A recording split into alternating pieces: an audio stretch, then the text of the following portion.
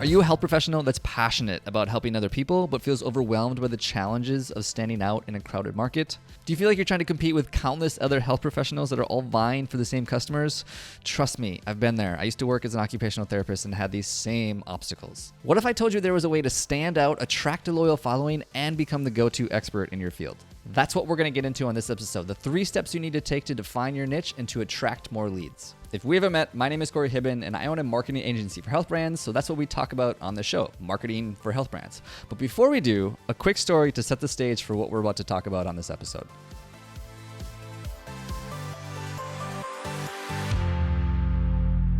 So I went to my local farmer's market this last weekend, and I noticed that some of the booths had long lines of people waiting to buy the product, or they were completely sold out, while other booths were struggling even just to sell a few of their products or to get a few people interested in what they're buying. And the question arises then, why? And our instincts would like to tell us is because, well, they have a superior product, so they sell it much quicker. And although it is very important to have a very good product, there's actually one step before that that makes that possible, and that's having a very well-defined niche and knowing exactly who you're talking to.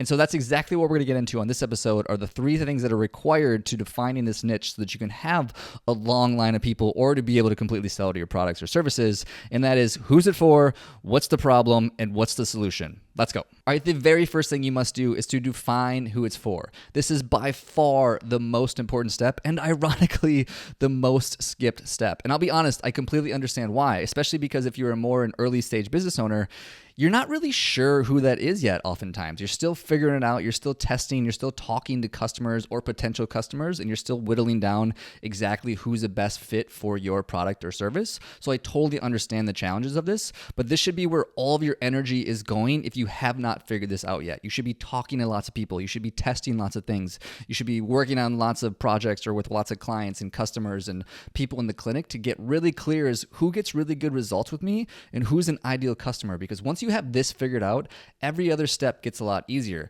My favorite example of this, back to the farmer's market story, is there's a farm here called Suretail Creek, and they've grown quite the reputation for themselves here in Austin. And one of the main reasons that they've been able to do that is because exactly what I'm talking about, is that they were able to define who their ideal customer is. A few things that they stand for, which is something that their ideal clients also stand for, is that they are family owned, they are a regenerative farm, and they have 100% pasture raised eggs. And so when I was at the farmer's market, I noticed that they were completely sold all their eggs. And I'll be honest, almost every time I go to the farmer's market, regardless of which one it is around town, they generally sell all their eggs almost immediately. And it's because, again, back to the original point, is they know their ideal customer. They know what they value. A lot of people here in Austin value people who have regenerative farming. They care a lot about their health, and they care a lot about supporting small businesses. And so Suretail Creek, it basically embodies all of those things. And so they talk about it and they market it, and it's on their website and it's on their social media.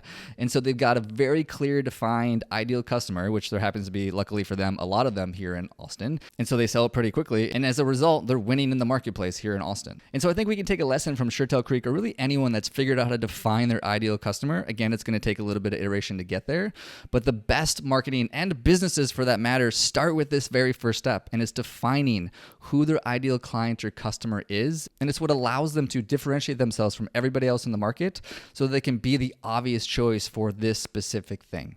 All right, number 2 is the problem. Once you know who you're talking to, it's time to kick them in the crotch. Okay, not literally, but figuratively speaking, or emotionally speaking, I guess you should say. One of the other booths at this farmer's market was microgreens, and I've been more or less interested in microgreens recently because of just trying to get more nutrients into my diet. And when I walked up to the booth, the guy that was standing behind the booth almost immediately jumped into how much nutrients is packed into every leaf of those microgreens. He talked about how they grow them and how it's the best way to do it to maintain as much nutrients as possible. And hidden within this, although he's just educating me about the product, was him actually figuratively kicking me in the crotch, because that was actually something he didn't probably know in the moment, but something that I was actually really concerned about. I recently got some blood work done, and I'm definitely missing some nutrients in my diet, and microgreens are one of those ways to get more of that. It's actually something my health coach told me to do, is to get more vegetables in my diet, which I thought I was, but apparently I'm not. But that's a total different story. But my point is that he was emotionally kicking me where I had pain, where I had concerns or fears or worries, and he was presenting the problem or the solution to the problem right in front of me by talking about my pain points and showing that he understood me. And this is what the best marketers in the market do, is they understand their customer, their who. They take that first step and they have a very clear defined who, and then they take that second step and they understand their problems, and they show that they understand their problems before they provide a solution, which we'll get into in the next step. But we have to first show that we understand their challenges and their pain points. To use this example about the farmer's market, I don't even know if he consciously knew that he was doing it. Maybe it was subconsciously. Maybe he just like wanted to talk about how amazing his product was. But for whatever reason, he was actually hitting on a pain point that I had, and that was concern about not having enough nutrients in my diet. But this is true for every health professional or health business out there. One of my favorite quotes is, nobody cares how much you know until they know how much you care.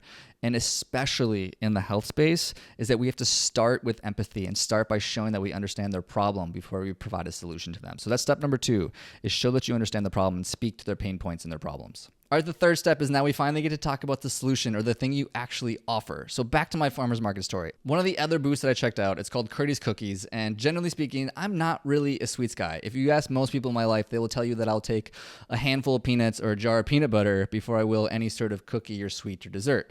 For whatever reason, I just crave salts and savory things a lot more than I do sweet things. But there is one cookie brand, the one I just mentioned, that I think is actually best in class. They're phenomenal. They have what I would consider the best solution to the problem. So much so that even a guy like me who doesn't generally like sweets will talk about it like on a podcast episode here today, or even open to eating a sweet because it is that damn good. So then the question is, how do they become the best solution to the problem? And it goes back to my original point in this episode. They know exactly who they're talking to. I don't know how they make their cookies, but they have clearly designed them for even guys like me who don't generally care that much about sweets. But that was only made possible by taking those first 2 steps of knowing who it's for and what problem they're ultimately solving, and that is to get delicious sweets in front of people who even might not like delicious sweets. And here's the good news is you can do the exact same thing. You can become best in class.